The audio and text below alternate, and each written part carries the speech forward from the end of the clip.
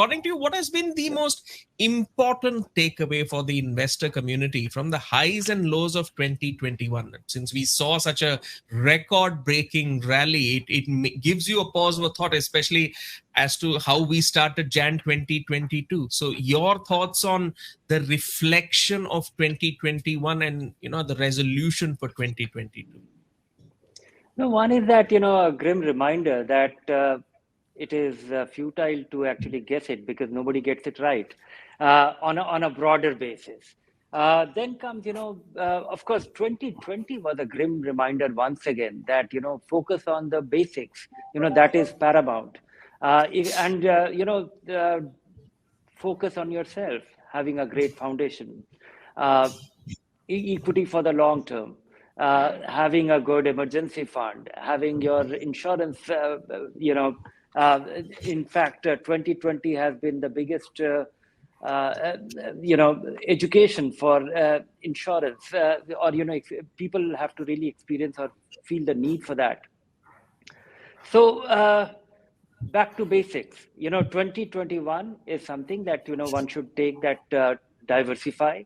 If you have your basics in place, you will benefit. It is very difficult to plan it tactically year on year basis.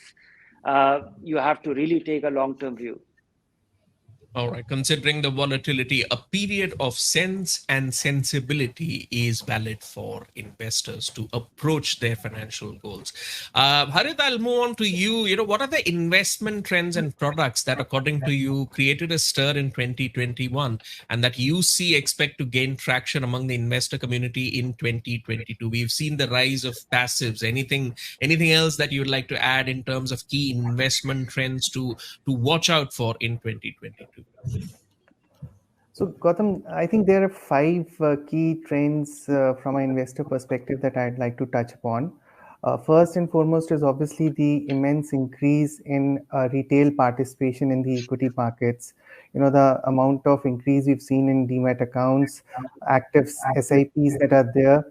I still remember there was a time when, a new fund offer from a big fund house used to get about 8,000, 10,000 crores once in 2 years. And now we've got a case where every month we've got a SIP book of about 10,000 odd crores going in, which is predominantly equity in nature. So there's a very welcome, widespread retail participation in the equity markets. Second, what I've also observed is that there is a recognition and acceptance of the fact that you need professional guidance and support. So more people are willing to sign up for fee-based advisory, and that then kind of links up to goal-based investing rather than just investing per se. So something what Mr. Kumar just alluded to, that get your basics right, get your financial plan in place. That's one is seeing a wider acceptance of that fact.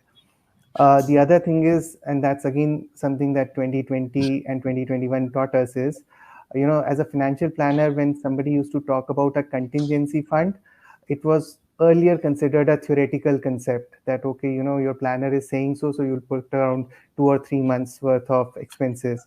But now I think a lot of people are accepting that that's a reality, and contingency funds are not 2 or 3 months expenses. It's more like a year, 18 months kind of expenses. So that's there. Then there is the fact that investors are now more aware. They are willing to look at a much wider bouquet of products. So we've seen a huge demand in international or global funds coming in. Investors are looking at small case investing. People are wanting to go into commodities, so you've got ETFs on commodities, etc., coming up. So there is a much wider appetite for looking at a wide variety of products, but also then doing a diversification and risk mitigation there. A slightly concerning thing, which again Mr. Kumar alluded to earlier, was this whole blind rush for cryptocurrencies without really understanding what you're getting into. But I think that the lure of easy money is hard to resist at times, but then that needs to be tempered out. And finally, I think there is also a perceptible increase in DIY investing, wherein people are willing to put in effort to educate themselves and then go in for a lot of these passive funds which are available. So I think uh, those would be the five key areas which I have seen over the last couple of years. Again, as the markets pan out, uh, you know, uh, it all looks rosy when the Sensex is shooting up 1,000 points every day.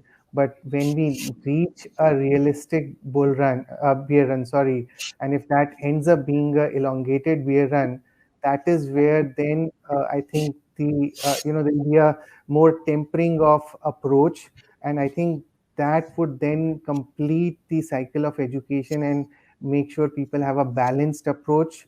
Again, I think Mr. Kumar used a very good term, get your basics right. If your basics are in place, your plan is in place, and you stick with your goal-based allocations, you are in a better place. All right. Thanks a lot for that overview of key trends, Harit. But it's also interesting to see the rise of the Indian retail investor, because I was reading somewhere about an analysis that as foreign portfolio investors took their money outs last year, the dip was acute. But when they did the same thing this year, the dip was not as acute because retail investors in India came in and created a sort of a mitigating effect. So the rise of the retail investor in India is also a key trend to watch out for. But speaking of the other side of this equation, Amit, what are the trends in the investment world that you think should be left behind? I think people are used to ordering groceries in 10 minutes now, Gautam. And that should not be the case in investments, because last year people are used to making 10% in a week. So that is going to be a big surprise for all the new investors which have come into the market and who have not seen cycles over bull and bear markets. Another thing is 60,000 is a number. We all remember that Kapil Dev made the famous 175 in one innings. And that time people thought that, okay, this is a lifetime achievement, nobody can break that. But we all know that Sachin made 200, 186, Ganguly made 183, Sehwag made 219, and Rohit Sharma actually made 264 in a innings. So no high is a lifetime high. And what we need to understand is if I'm going to invest for the next 5, 10, 20 years, should a 10% correction, 15% correction actually bother me? So the 10-minute grocery, I call it as something which will weigh on people's mind today because they want quick returns. When you go in a hotel, Gautam, the dosa on my friend's plate always appears crispier to me. And I try to say, कि boss, मेरा डोसा ऐसा क्यों नहीं है? And I try to imitate somebody else on investments. I don't think so. One needs to do that. And I always try to put this into clients' mind that there is no correspondence course in swimming, Gautam. You need to actually go through the lake. You should dip, test the water. You should try doing some exercises and then probably swim. So last year was, I would say, beginner's luck for anybody who has entered the stock market. But this luck can soon wear out. I'll just finish it with one live example. Isaac Newton, Gautam, had invested in a company called South Sea. And Isaac Newton made a bumper profit, 100%. And he made 7,000 points way back. That time he had written, Gautam, that I can probably assess the movements of heavenly bodies, but I cannot assess the madness of people. Okay. So he went out with a 7,000 pound profit. And the same Isaac Newton entered into the same stock at a higher level, and he lost 20,000 points, which is worth $3 million today.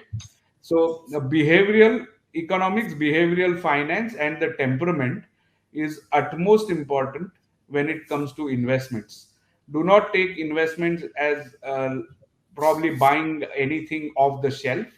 Even if you are buying a fridge, you go to 10 houses and see where the chiller is, how big is the freezer compartment, how big is the vegetable compartment. But when investing in stocks or mutual funds, you don't really look at what the company is doing. You just say, okay, this is something what somebody has told and I'll buy. Avoid that. I think you need to have a safety net, assess your risk, and accordingly plan your investments. An investor education and awareness initiative of Aditya Birla Sun Life Mutual Fund. Mutual fund investments are subject to market risks. Read all scheme related documents carefully.